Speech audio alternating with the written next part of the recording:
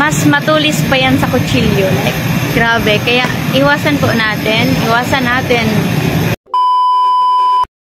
Hi guys! Once again, welcome back to my channel. Welcome back to Chloe TV. Ayan guys, isang mapagpalang araw po sa inyong lahat. Sa sulok mong kayo ng mundo. And of course, maraming salamat kasi nandito po kayo sa ating channel. Gusto ko lang magpasalamat sa mga taong palaging nakasuporta dito sa ating Chloe TV. Maraming salamat po sa inyong lahat guys. And of course, nagpapasalamat din po tayo, lalong-lalo na sa ating mga OFW na walang sawang sumuporta dito sa Kalingap team natin. Maraming salamat po. Napakalaking bagay na po yan, napakalaking tulong na po yan para sa kanila. So, yun nga po guys, nakita nyo ang ating preview at ang ating thumbnail, yung magiging reaction natin nga ngayon ay patungkol kay Midet, no? Dito makikita natin sa kanyang live kung saan may mga, siya dito, may mga sinasabi na napaka-importante para sa ating mga viewers, para sa kanyang mga supporters. So malalaman po natin mamaya yan. And bago ang lahat, bago natin panoorin ang kanyang live, gusto ko lang magpasalamat at palagi po nating suportahan ang pinakaama ng Kalingap, si Kuya Bal Santos Matubang, si Ate Edna Vlog, si Kalingap Rab, and of course si Jack Matubang. Suportahan din po natin ang ating mga keyboys, kasamahang Kalingap Reactors, mga Kalingap partners, and lahat ng charity vloggers sa Pilipinas. Kasi napakaganda po ng kanilang layunin. Andito po ay para sa ating mga kababayang may hirap. So, panoorin muna natin itong video clip or live ni Midet bago tayo magbigay ng ating opinion or ng ating reaction. Panoorin muna natin to. Hi guys, please, please, please, please. Huwag po tayong mag-spread ng negativity, huwag tayong mag-spread ng bashing kasi mahirap explain pero mahirap. Wait lang. Huwag po tayong mag-spread ng negativity, huwag tayong mag-spread ng hate. Especially, and wag natin i-judge yung pagkatao ng ibang tao, especially pag hindi natin naman talaga alam ang mga nangyayari, ang lahat ng nangyayari, ang totoong nangyayari, and hindi natin kilala yung buong pagkatao ng ibang tao. Wag tayong mag-judge. Iwasan nating makapanakit kahit by words pa yan. Alam niyo po ba na ang words, yan ang pinaka-worst na pananakit na pwede mong magawa sa ibang tao. Kasi yung pag nasaktan mo yung ibang tao na tinapik mo, pinalo mo, pag ilang minuto lang mawawala na yan eh. Pero yung mga words na bibitawan natin, yan yung mga never, halos hindi makakalimutan ng mga taong masasaktan natin. Yan yung mas matulis pa yan sa kutsilyo. Like, grabe. Kaya iwasan natin na manakit kahit by words pa yan. Kasi hindi po tama. And hindi ko po yun nino-normalize. Ayoko pong nakakabasa ng ganun sa mga comment section. Thank you so much po sa 50 stars, Tita Christy Santiago. Thank you po sa 10 stars, Tita Cicel Natabag. Yan. Ayaw ko pong makabasa ng ganun kasi lahat naman tayo, hindi tayo perfect, di ba? Kaya, wag niyong punuin ng negativity ang Facebook ko.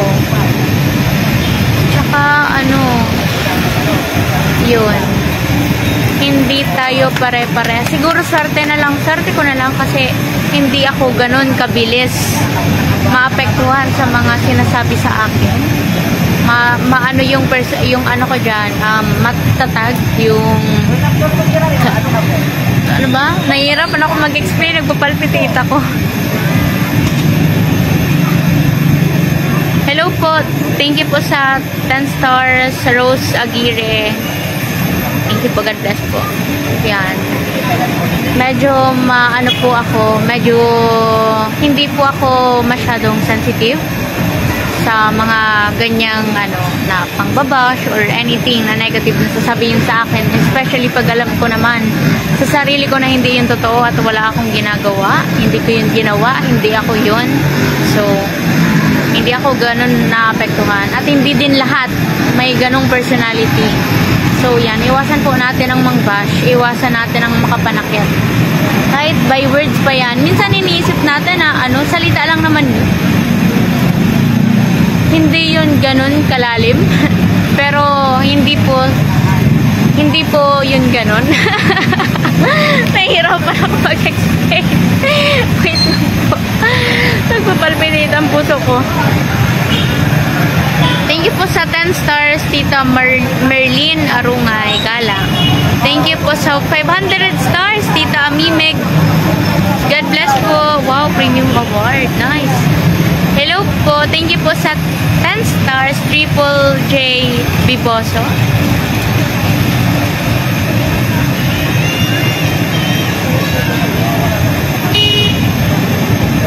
Yes po. Pero yun, as much as possible, maging open-minded po tayo.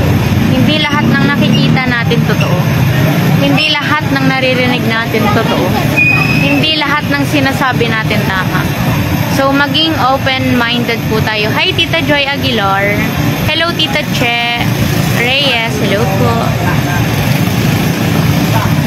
Yun, iwasan po natin ang makapanakit. Kasi, lahat ng tao, naniniwala ko na lahat ng tao may pinagdadaanan. May kanya-kanyang pagsubok na hinaharap. So, ang pinaka-the best na maambag na lang natin sa kanila, kung hindi man natin sila matulungan, yung kindness na lang.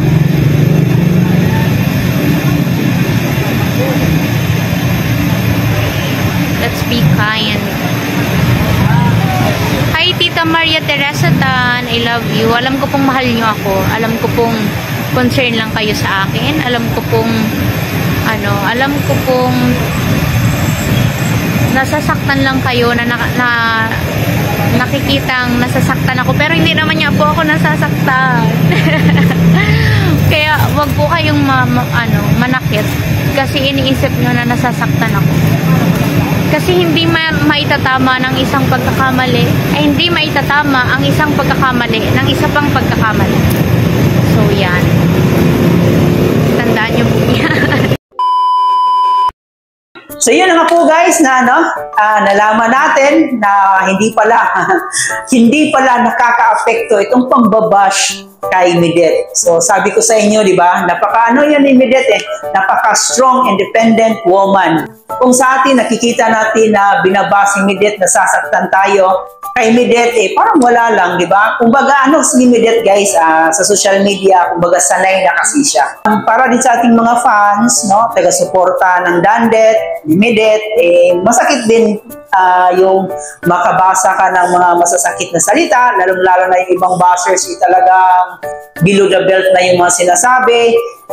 Masakit din yun para sa atin. And napapasalamat din po tayo na hindi pala ganun ito ka-apektado para kay Midet. Ang importante, nandito tayo para suportahan lang palagi si Midet. And napaganda ng kanyang mensahe para sa atin, para sa kanyang mga supporters, na iwasan po natin yung hate, yung pangbabash, diba? Lalong-lalo na kung hindi naman talaga natin alam yung totoong pagkatao ng isang tao or hindi naman natin alam yung totoong pangyayari, diba?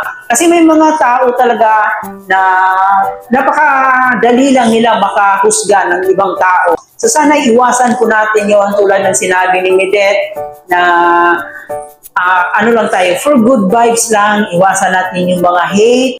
And agree po tayo sa kanyang sinabi na yung salita or yung words, yan yung pinakamasakit kumpara sa physical na pananakit. Kasi yung physical na pananakit or pag hinampas ka, mawawala lang din yan. Pero yung salita talaga, guys, ang hirap talagang kalimutan yan, lalong-lalo na yung mga masasakit na salita.